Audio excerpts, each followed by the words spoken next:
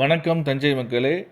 தஞ்சையிலிருந்து திருவையாறு வழியாக அரியலூர், பெரம்பலூர், ஆத்தூர், சேலம் வரை செல்பவர்கள் கண்டியூரிலிருந்து திருவையாறு தேரடி வரையில் கடுமையான போக்குவரத்து நெரிசலை சந்திக்க நேரிடும்.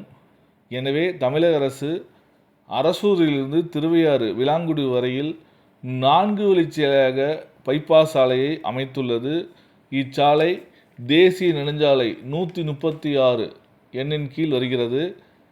இச்சாலையிலிருந்து கண்டியூர் திருக்காட்டுப்பள்ளி செல்லும் இடத்தில் ஒரு மேம்பாலமும், திருவையாறு பூண்டிமாதா கோயில் செல்லும் இடத்தில் ஒரு மேம்பாலமும் அமைக்கப்பட்டுள்ளது. இச்சாலையை பயன்படுத்தி வாகன நெரிசலின்றி எளிதாக நாம் திருவையாற்றை கடந்துவிடலாம். மத்திய அரசு NH 136 சாலையை தஞ்சையிலிருந்து ஆத்தூர் வரையில் 4 வழிச்சாலையாக மாற்ற முடிவு செய்துள்ளது.